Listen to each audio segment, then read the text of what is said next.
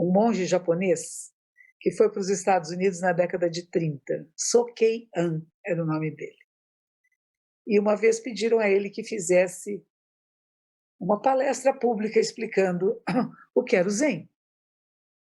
E ele disse o seguinte: havia uma pessoa que queria chegar ao fim do mundo. Então ela caminhou, caminhou, caminhou, subiu, desceu montanhas, passou por lagos, por inúmeros lugares, até que ela chegou numa plataforma onde estava cheio de pessoas. E disseram para essa pessoa: aqui é o fim do mundo.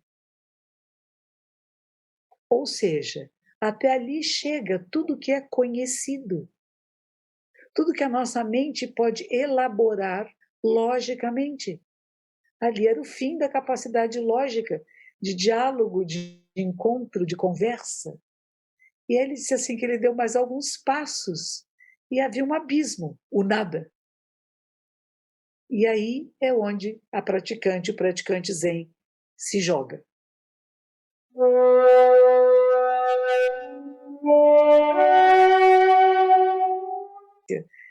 E a gente vai lembrando disso, a parede branca. Nós nos sentamos em zazen em frente a uma parede branca. E havia um professor que diz assim: teria que fazer a nossa mente como uma parede branca, mas a nossa mente é essa parede branca, onde tudo está acontecendo e tudo pode acontecer. Ela não é fixa, não há nada fixo nem nada permanente.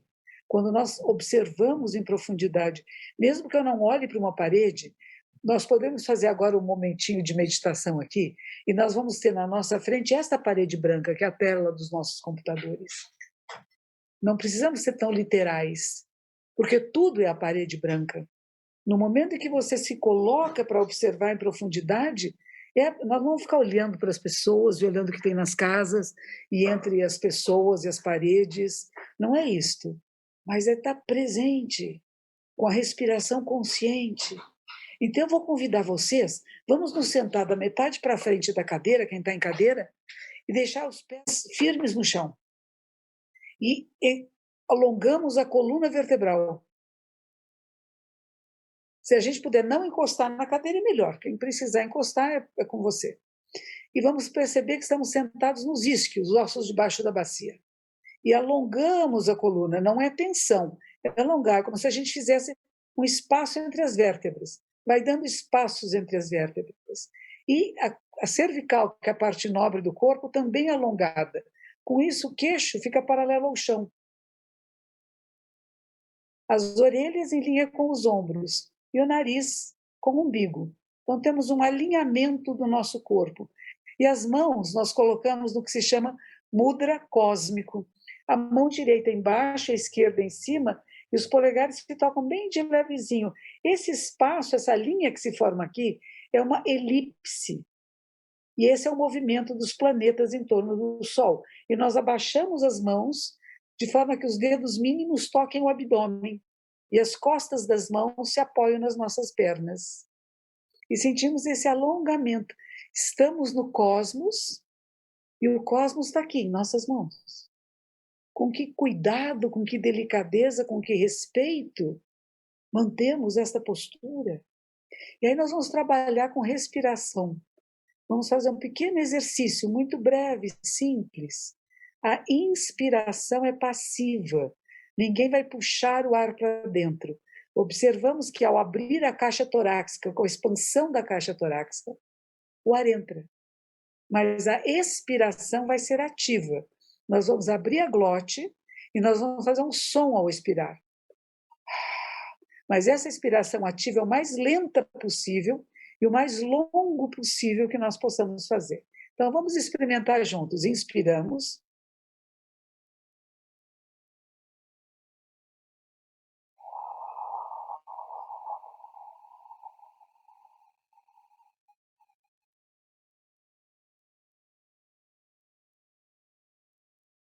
Observe que ao final da expiração ocorre uma pequena contração no baixo abdômen. Não é preciso forçar, ela ocorre. Nós vamos fazer só mais uma vez. Inspiramos.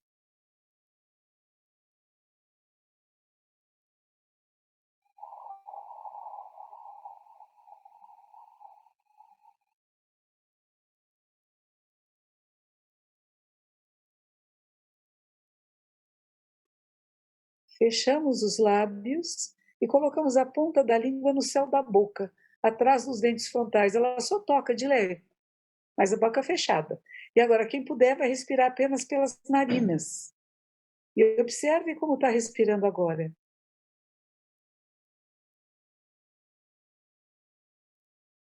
A diferença de temperatura do ar que entra e sai.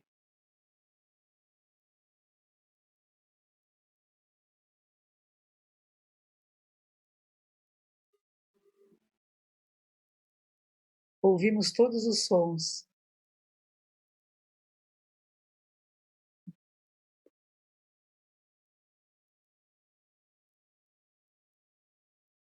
Sentimos na pele a textura das roupas que nos cobrem macias, ásperas.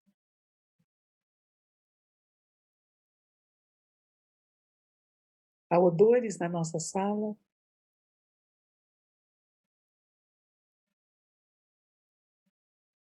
Luz e sombra. Os olhos ficam entreabertos, não precisa cerrá-los.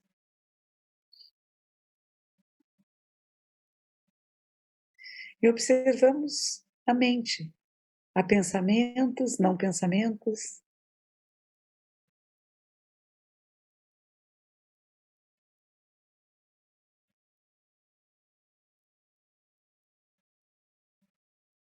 As duas meninas dançando.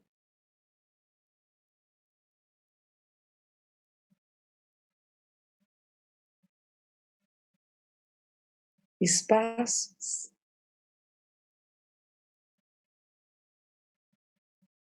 E mantemos a respiração consciente de inspirar e expirar.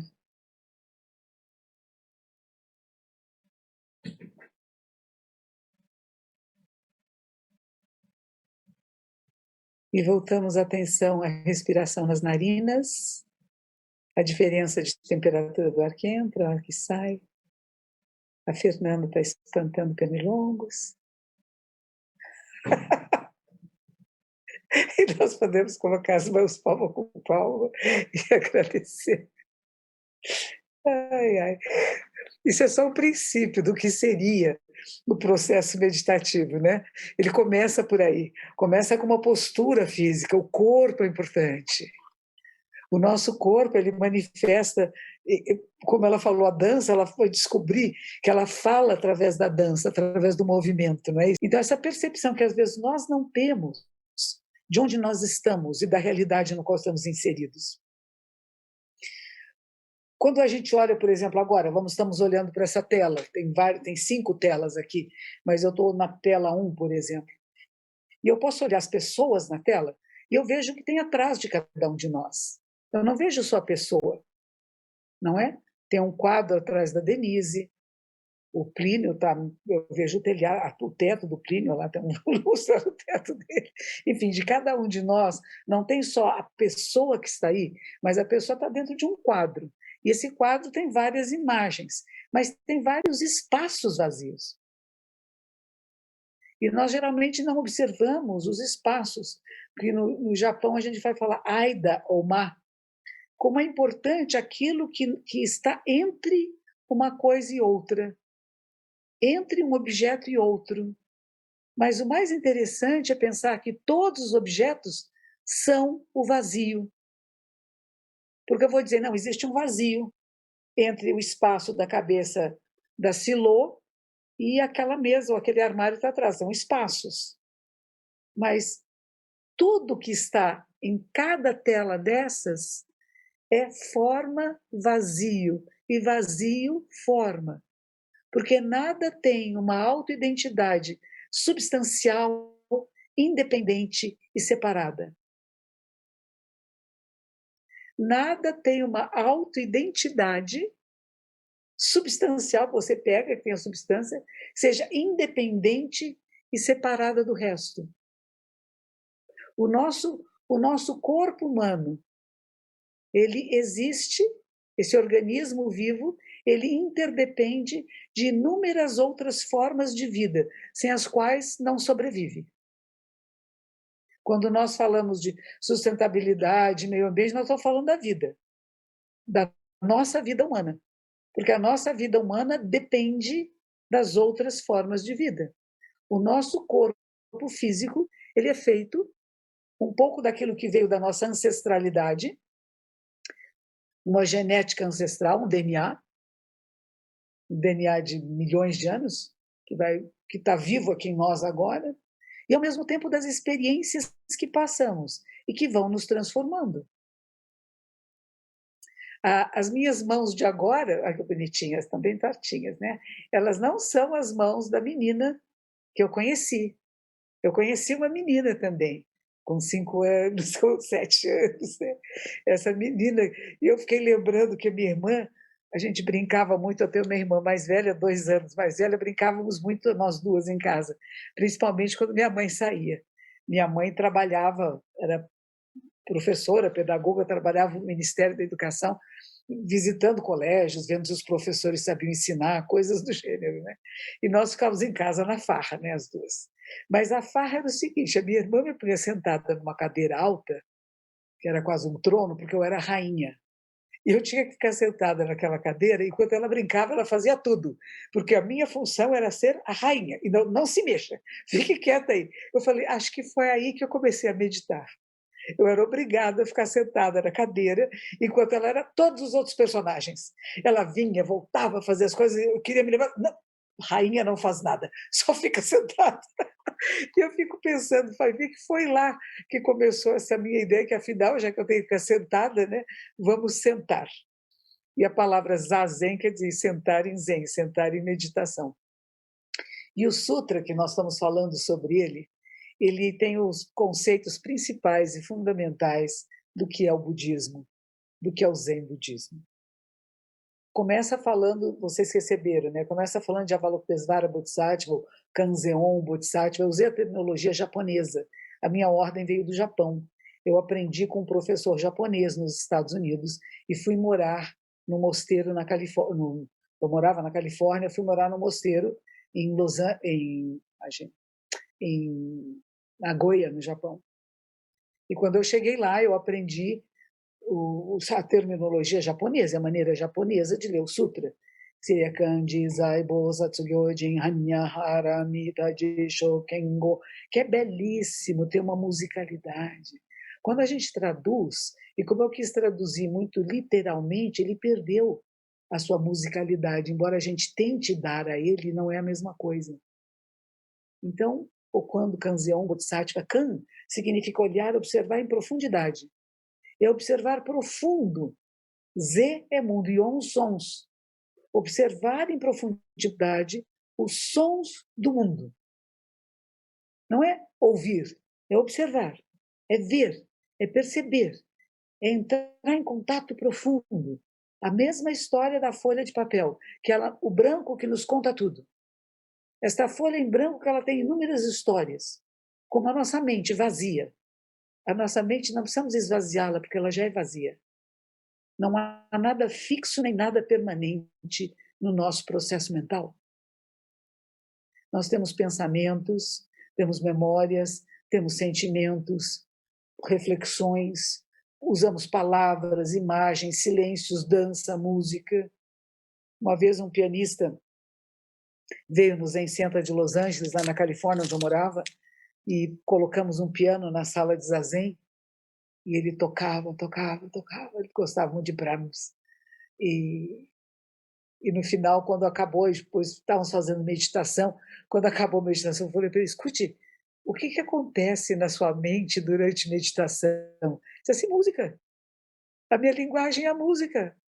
Não tem muitas palavras, muitas conversas, não tem muitos diálogos de poesia, vamos dizer assim, né? Porque a minha mente pensa em música. E cada um de nós, quando nós vamos observar em profundidade a nós mesmos, há vários aspectos mentais que não são iguais. Eu não posso dizer que eu penso da mesma maneira que o Rodrigo pensa, que a Viviane, Janina, a Sônia, vai ver alguém na outra página. A Maria Cecília Souza, somos Souzas, hein, Maria Cecília? Né? Luciano. Cada um de nós tem uma maneira única de pensar a realidade, de perceber a realidade. não é igual e não é fixo, não é, meu bom? A gente acha que é fixo. Eu sou assim. A ideia de achar que eu sou assim é uma fantasia, porque não tem um eu. Agora pegou, né? Não tem um eu fixo e permanente. Nós trabalhamos com uma coisa chamada o não eu. Muitos de vocês dançam, muitos de vocês estão ligados com as artes, com a arte teatral, e você sabe, um ator, uma atriz, ela tem que sair do seu eu, da sua personalidade, de como ela pensa que ela é, né? Do personagem que criou para ela no mundo, para poder mergulhar no personagem que vai representar. Se ela não é capaz de mergulhar nesse personagem, cada vez que ela aparece, fala assim, é aquela atriz, nossa, coitada, né? Não conseguiu ser uma boa atriz, né? Porque só vemos o personagem ela aparecendo no palco. Então, essa personagem, ela, que a sua formação, vamos dizer, aquilo que ela escolheu para dizer eu sou isto, eu sou aquilo, ela tem que sumir para o personagem que ela está representando aparecer. Agora, veja se nós não somos assim na nossa vida. E nós não vamos criando personagens para nós. E queremos autenticar os personagens que nós criamos. E se pudermos repetir situações, às vezes até nefastas, para comprovar que eu sou este personagem que eu criei e assim é que eu vou refazer isso tantas vezes quanto possível para fortalecer uma ideia que não é a realidade de mim mesma. E o que a gente procura através do zazen, dessa janela, dessa página em branco da qual nós vamos olhar para ela? É reconhecer quem somos. A trajetória da nossa vida começa por aí. Geralmente começa pela trajetória da vida. Nossa, eu estou olhando para uma parede, de repente, às vezes a gente até projeta coisas na parede. Imagens. Chama-se Maioi, alucinações visuais, a gente pode ter isto. Não tem nada errado. Não é nem bonito nem feio, pode acontecer como pode nunca acontecer. E nós vamos procurando entender o que é isso. A minha mente está falando comigo, mas está falando o quê? Eu não entendo o que ela está dizendo. E muitas vezes as pessoas travam, elas chegam até um determinado ponto e travam. Havia um monge japonês que foi para os Estados Unidos na década de 30, Sokei An era o nome dele. E uma vez pediram a ele que fizesse uma palestra pública explicando o que era o Zen. E ele disse o seguinte, havia uma pessoa que queria chegar ao fim do mundo. Então ela caminhou, caminhou, caminhou, subiu, desceu montanhas, passou por lagos, por inúmeros lugares, até que ela chegou numa plataforma onde estava cheio de pessoas. E disseram para essa pessoa, aqui é o fim do mundo. Ou seja, até ali chega tudo que é conhecido. Tudo que a nossa mente pode elaborar logicamente. Ali era o fim da capacidade lógica, de diálogo, de encontro, de conversa. E ele disse assim que ele deu mais alguns passos e havia um abismo, o nada. E aí é onde o praticante zen, se joga. Onde não tenho mais capacidade lógica de compreender, não tem mais diálogo, não tem mais conversas, não tem mais palavras. É o nada tudo. Mas o que as pessoas não entendem é que a plataforma cheia de gente é o vazio. Que desde o começo tudo já era o vazio, porque não há nada fixo nem nada permanente. Assim como minha mão, eu posso ver nas minhas mãos a transformação da idade do tempo, eu posso ver em qualquer lugar. Se eu olhar para um tatame, eu vejo a plantação de arroz, eu vejo o sapo, eu vejo a cobra, eu vejo a senhorinha, que antigamente era assim, né? Agachada, plantando cada molinho de arroz. E eu vejo a palha, e vejo o momento da colheita, e como a palha foi separada e foi trançada, e virou um tatame. Está tudo ali, está tudo à nossa frente.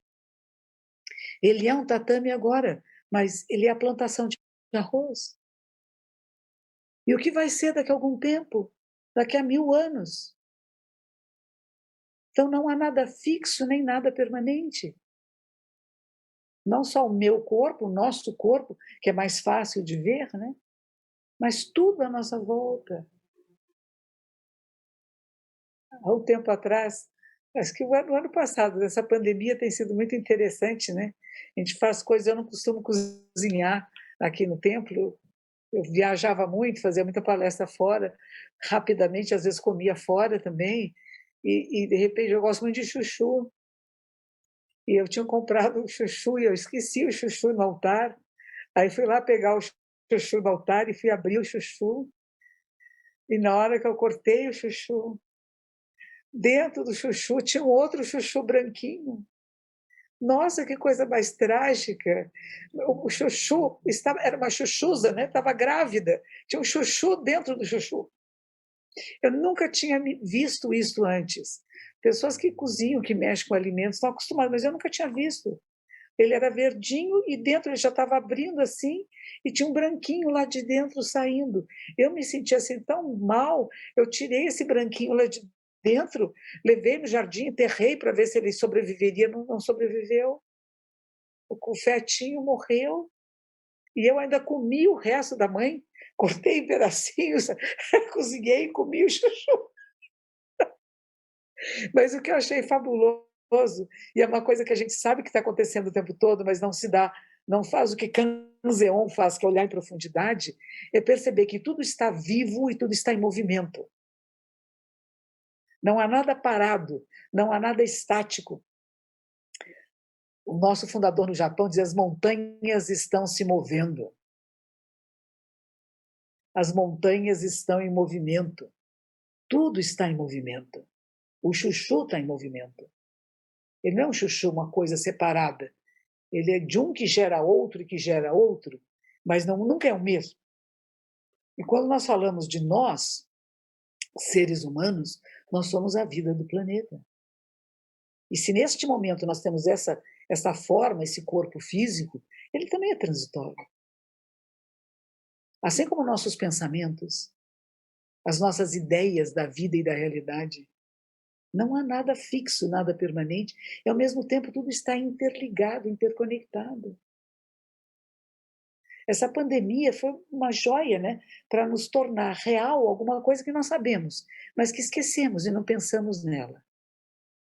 Antigamente se falava, se uma borboleta bater asas na China, mudará o clima em Manaus. Mudou. Mudou toda a vida em Manaus.